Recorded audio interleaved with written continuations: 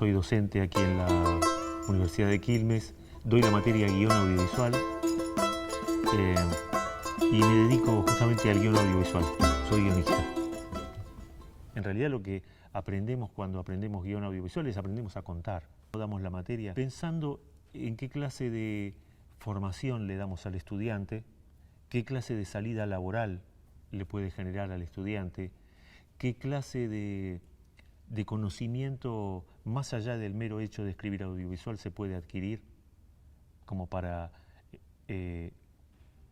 ser parte de la industria del arte de narrar, de contar cosas. El guión es una herramienta de comunicación, primero que nada, porque nos permite contar una historia solamente en papel que después se va a transformar en audiovisual. Pero al mismo tiempo es una herramienta de comunicación entre todas las personas que trabajan para crear el audiovisual.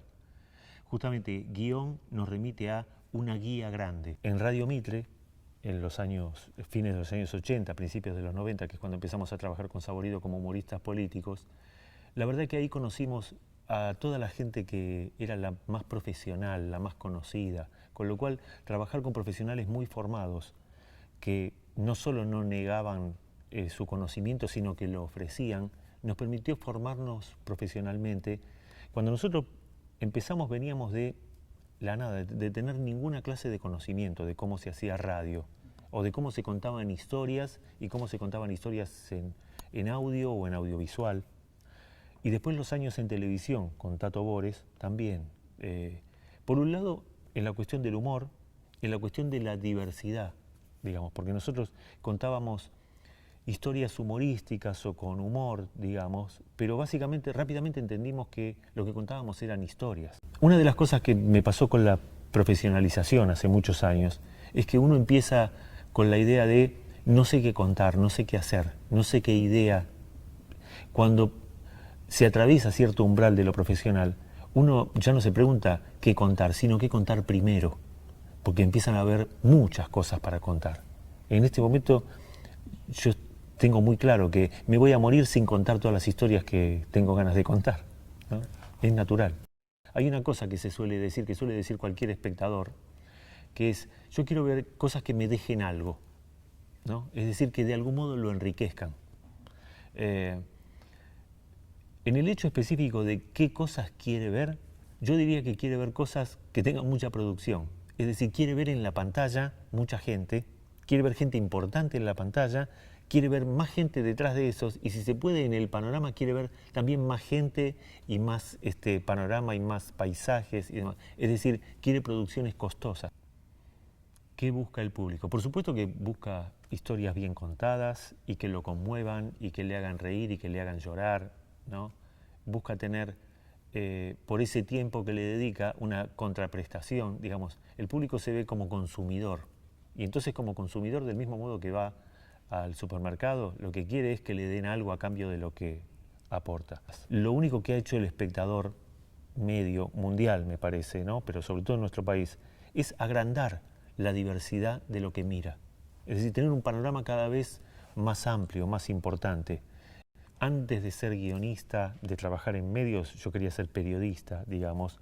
La política es una atracción para mí natural, digamos. Y lo que sí sé es que las historias políticas abarcan la vida de todos los espectadores, ¿sí? Es decir, con mucha claridad, cuando contamos una historia, en general cuando decimos una historia política, tiene algún asidero en la realidad.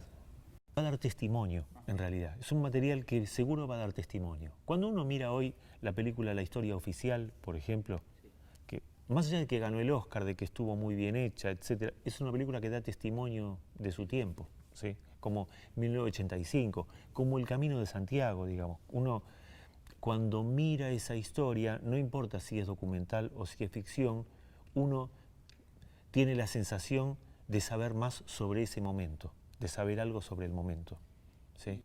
En mi caso particular, cada vez que yo he intentado contar algo que tenga que ver con el peronismo, la historia del peronismo, nunca pude venderlo y nunca encontré quien lo recibiera, salvo los que no tienen prejuicio o los que directamente adhieren al peronismo. Pero de todo ese espectro que uno puede considerar es antiperonista o es refractario al peronismo o tiene miedo de vincularse con el peronismo, te dicen mejor esta historia no. Yo diferencio las historias de esta historia puede no ser necesaria, esta historia es imprescindible que la contemos. Te voy a dar un caso, el intento de asesinato de Cristina Kirchner. Es una historia que hay que contar.